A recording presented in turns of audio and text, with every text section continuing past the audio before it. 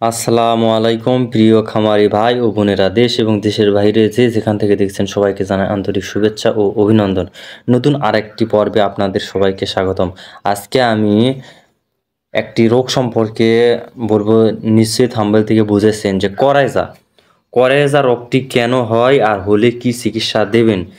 ভিডিওটিতে যে মুরগি দেখতেছেন এই মুরগি 4 দিনের মধ্যেই কিন্তু সুস্থ হয়েছে। ডে বাই ডে কী করা হয়েছে, কী চিকিৎসা দেওয়া হয়েছে, সব কিছু ভিডিওর মধ্যে তুলে ধরা হবে।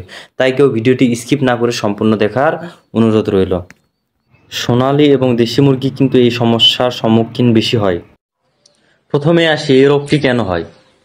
এই রোগটি হওয়ার কারণ হচ্ছে, দেখা যাচ্ছে যে 100টি মুরগি রাখার জায়গা আর আপনি রেখেছেন কত 120 পিস, 125 পিস।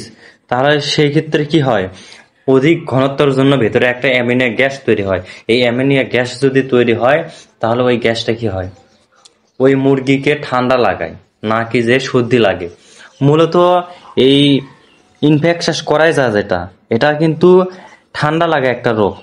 কিন্তু এই ঠান্ডাটা হচ্ছে কি মাথার সর্দি, অনেক সময় এটা কি বলা হয়, মাথার সর্দি বলা হয়। কারণ ওই ঠান্ডাটা মাথায় গিয়ে সোজা লাগে।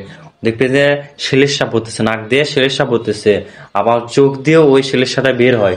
এমনকি চোখের হচ্ছে গিয়ে নালীগুলো একদম আঠালো বস্তু দিয়ে ভরে যায়, সাদা, ক্রমে সেটা সাদা ঘন শক্ত পদার্থে পরিণত হয়, চোখের ময়লা জমে, দুর্গন্ধের সৃষ্টি হয়। আর হ্যাঁ, অবশ্যই মুরগির ফার্মের যে লিটার, এই লিটারটা দেখতে হবে, লিটারটা ঝরঝরা রাখতে হবে। আবার ঘরের মধ্যে যেন গ্যাস না জমে সেই দিকে নজর রাখতে হবে। ঘরের মধ্যে গ্যাস জমলে কিন্তু আপনার মুরগির কলেরা ধরতে পারে। আর অনেক সময় কি হয়, এই ভাইরাসটা, এই ব্যাকটেরিয়াটা কই থেকে আসে, যদি মাদারের থাকে ডিমের মাধ্যমে আক্রান্ত হয়ে কিন্তু বাচ্চার হতে পারে এই রোগটি। চিকিৎসা কি দেওয়া হয়েছে, প্রথমে টিস্যু নিয়ে নাক মুখ একদম ভালোভাবে পরিষ্কার করে দিতে হবে। এরপর চোখে একটি ড্রপ দেওয়া হয়েছে। ড্রপটির নাম হচ্ছে বিফ্লক্স ডি। এটা হচ্ছে আপনার সেপ্রোফ্লক্সাসিন গ্রুপের ড্রপ। আপনি অন্যান্য কোম্পানিরও হতে পারে সেপ্রোফ্লক্সাসিন, শুধু গ্রুপটি দেখবেন, ওই গ্রুপের একটা চোখের ড্রপ আপনি ব্যবহার করবেন। তাহলে কি হবে, চোখে আপনার এরকম আর পুঁজ পানিও এরকম জমতে পারবে না। আক্রান্ত মুরগিকে কিন্তু অবশ্যই আলাদা করে রাখতে হবে, অন্যান্য সুস্থ মুরগির সাথে রাখা ঠিক না। তাকে আলাদাভাবে রেখে ট্রিটমেন্ট নিতে হবে।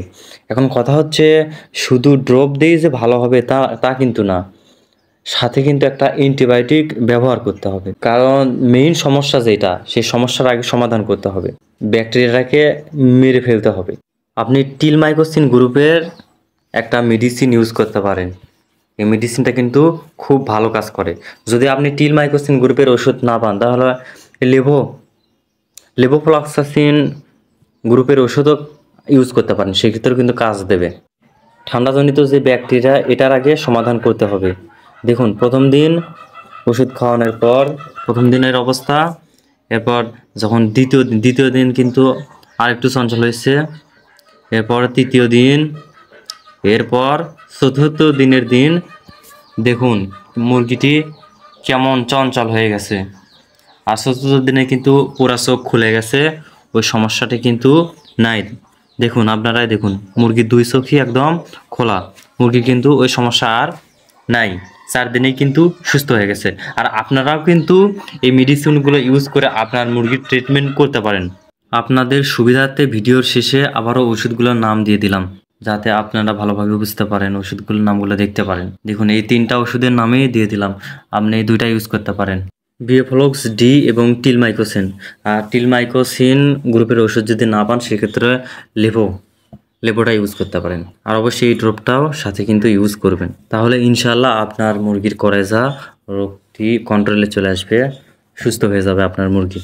যদি আমাদের ভিডিওটি ভালো লাগে তাহলে অবশ্যই আমাদের চ্যানেলটি সাবস্ক্রাইব করে পাশে থাকা বেল আইকনটি বাজিয়ে দেবেন, যাতে পরবর্তী ভিডিও ছাড়ার সাথে সাথে আপনার কাছে নোটিফিকেশন পৌঁছে যায়।